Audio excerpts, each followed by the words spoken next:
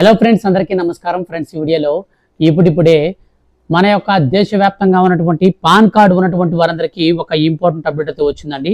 Pan 2.0 అయితే మనకు run అవుతుంది అనమాట. సో ఈ పాన్ 2.0లో మీరు గనక ఈ ఒక 2 పనులు కానీ చేసుకోకపోతే మీ పాన్ కార్డు అనేది రద్దు అయ్యే అవకాశం కూడా ఉంటుంది. సో పాన్ కార్డు ఉన్నటువంటి ప్రతి ఒక్కరు కూడా ఈ వీడియోని స్కిప్ చేయకుండా పూర్తిగా ఎండ్ వరకు చూడండి. ఈ వీడియోని మీ యొక్క ఫ్రెండ్స్ అండ్ ఫ్యామిలీకి షేర్ చేయండి. ఎందుకంటే ఈ పాన్ కార్డ్ అనేది మనకు చాలా అంటే చాలా ఉపయోగకరంగా ఉంటుంది. సో ఎక్కడికి వెళ్ళినా సరే మనకు ఆల్టర్నేటివ్గా సెంట్రల్ గవర్నమెంట్ ప్రూఫ్ అనేది మనకు ఖచ్చితంగా కావాల్సి ఉంటుంది. సో బ్యాంక్ అకౌంట్లో కానీ ఎక్కడైనా సరే మనం ఆ యొక్క ఆర్థిక లావాదేవీల కోసం ఖచ్చితంగా పాన్ అయితే మనం యూజ్ చేయాల్సి ఉంటుంది. సో ఒకవేళ మీ పాన్ కార్డ్ అనేది రద్దు అయితే మీరు రద్దయినటువంటి పాన్తో ఎక్కడైనా లావాదేవీలు కానీ జరిపితే మీ మీద ₹1,00,000 వరకు జరిమానా కూడా పడే అవకాశం ఉంటుంది. సో కాబట్టి స్కిప్ చేయకుండా పూర్తిగా చూడండి.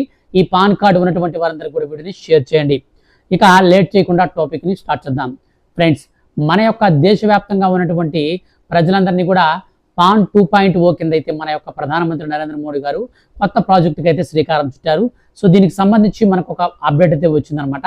సో ఈ అప్డేట్ నేను మీకు క్లారిటీగా ఎక్స్ప్లెయిన్ చేస్తాను. భారత ప్రభుత్వం పాన్ 2.0 ప్రాజెక్టు ద్వారా కీలక అడుగు వేసింది. కేంద్ర ప్రభుత్వం చేపట్టిన ఈ ప్రాజెక్టు పన్ను చెల్లింపుదారులను గుర్తింపును సురక్షితమైన పద్ధతుల్లో నిర్వహించేందుకు ఆధునిక సాంకేతిక విధానాన్ని కల్పిస్తుంది. కేంద్ర మంత్రి అశ్విని వైష్ణవ్ ప్రకటించిన ఈ అధునాతన పాన్ కార్డులు చాలా విశిష్టమైనవి, విభిన్నమైనవి. పాన్ 2.0లో కార్డులపై క్యూఆర్ కోడ్లు ఉంటాయి. ఈ క్యూఆర్ కోడ్ల ద్వారా ఆర్థిక కార్యకలాపాలను సునాయాసంగా చేసుకోవచ్చు. డిజిటల్ ఇండియా కార్యక్రమంలో భాగంగా 1,435 కోట్ల రూపాయలతో ఈ ప్రాజెక్టును కేంద్ర ప్రభుత్వం తీసుకువచ్చింది. ఈ కార్యక్రమం ఆదాయపు పన్ను శాఖ కార్యకలాపాలను మరింత క్రమబద్ధీకరిస్తుంది. పాన్ 2.0 చెల్లింపుదారుల రిజిస్ట్రేషన్ సేవలను మార్చే లక్ష్యంతో రీ ఇంజనీరింగ్ చేసిన e governance project.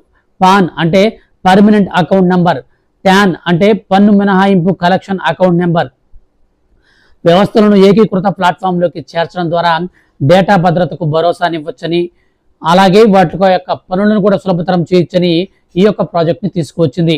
QR code integration అంటే ఈ యొక్క ప్రాజెక్ట్లో ఉండేటువంటి కీలక అంశాలు కనుక మనం చూసుకుంటే క్యూఆర్ కోడ్ ఇంటిగ్రేషన్ ఉంటుంది. త్వరిత యాక్సెస్ డేటా ప్రమాణీకరణ అయితే ఉంటుంది. కేంద్రీకృత పాన్ డేటా వాల్ట్లో మొత్తం పాన్ డేటా సురక్షితంగా నిల్వ చేయబడుతుంది.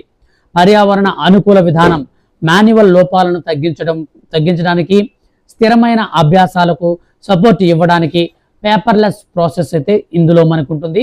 పాన్ 2.0 అప్గ్రేడ్ ప్రయోజనాలకు సంబంధించి చూస్తే వేగవంతమైనటువంటి సేవలు, పాన్ కార్డు సేవలను మరింత సరళీకృతం చేస్తుంది. భద్రతకు సంబంధించి చూస్తే పాన్ డేటా వాల్ట్ వినియోగదారుల సమాచారాన్ని రక్షిస్తుంది.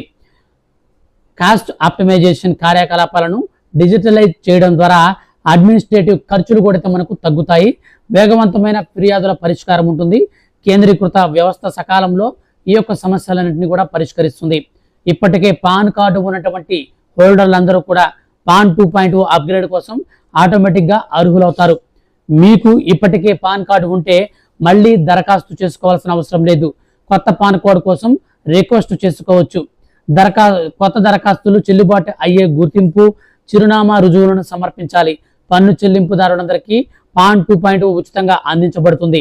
ఆన్లైన్లో పాన్ 2.0 కోసం ఎలా దరఖాస్తు చేయాలి అన్నదానికి సంబంధించిన మనం వివరాలు చూస్తే పాన్ 2.0 కోసం దరఖాస్తు ప్రక్రియ వినియోగదారులు స్నేహపూర్వకంగా పూర్తిగా ఆన్లైన్లో ఉండేలాగా రూపొందించబడింది. ఇక్కడ దశల వారీగా అప్లికేషన్ ప్రాసెస్ను ఇవ్వడం జరిగింది. యూనిఫైడ్ పోర్టల్ను మనం సందర్శించాలి.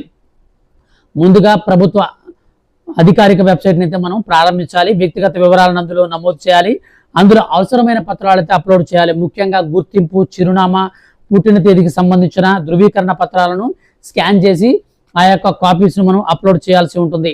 దరఖాస్తుల వివరాలన్నింటినీ కూడా సమీక్షించి అప్లికేషన్ ఫారం అయితే మనం నింపి దాన్ని అయితే మనం సబ్మిట్ చేయాల్సి ఉంటుంది. ఇక పాన్ 2.0 కోసం దరఖాస్తుదారులు తప్పనిసరిగా నిర్దిష్ట పత్రాలను సమర్పించాల్సి ఉంటుంది. సో గుర్తింపు రుజువు కోసం మీరు సమర్పించాల్సినటువంటి డాక్యుమెంట్స్ చూసుకుంటే Aadhaar card, voter ID, passport, driving licence, ఈ 4 అయితే మనకు ఏదైనా సరే గుర్తింపు రుజువు కోసం అయితే మనం ఇవ్వాలి. చిరునామా కోసం చూస్తే యూటిలిటీ బిల్లు, బ్యాంక్ స్టేట్మెంట్లు లేదా అద్దె ఒప్పందాలకు సంబంధించి మీరైతే చూపించుకోవచ్చు.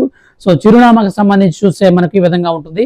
పుట్టిన తేదీ రుజువుకు చూస్తే జనన ధృవీకరణ పత్రం, స్కూల్ లీవింగ్ సర్టిఫికేట్ లేదా పాస్పోర్ట్, ఇవి 3 తీసుకుంటారు. ఆధార్ కార్డ్ని జనన ధృవీకరణ పత్రంగా అయితే తీసుకోరన్నమాట. సో గుర్తుపెట్టుకోండి, జనన ధృవీకరణ పత్రం, స్కూల్ లీవింగ్ సర్టిఫికేట్ లేదా పాస్పోర్ట్, ఇవైతే మనకు తీసుకొని మనమైతే కొత్తగా అప్లై చేసుకోవాలనుకుంటే 2.0 పాన్ కార్డుకి అయితే మనం అప్లై చేసుకోవచ్చు. లేదనుకుంటే ఈ యొక్క పాన్ కార్డుకి సంబంధించి కొత్తగా మీరు ఆల్రెడీ పాన్ కార్డు ఉన్నటువంటి వాళ్ళందరూ కూడా కొత్త పాన్ కార్డు కోసం 2.0 కోసం రిక్వెస్ట్ అయితే చేసుకోవచ్చు. అది మనకు పోస్ట్లో అయితే వచ్చేస్తుంది. సో దీన్ని మనకు రిక్వెస్ట్ అనేది ఎలా పెట్టుకోవాలనే దానికి సంబంధించి నేను త్వరలో అయితే మీకు ఖచ్చితంగా వీడియో చేసి తెలియజేస్తాను. మిస్ కాకుండా ఆ యొక్క అప్డేట్ అనేది మీరు తెలుసుకోవాలనుకుంటే మీరు మన ఛానల్ని ఇప్పుడే సబ్స్క్రైబ్ చేసుకొని రెగ్యులర్గా ఫాలో అవుతుండండి. Thank you for watching.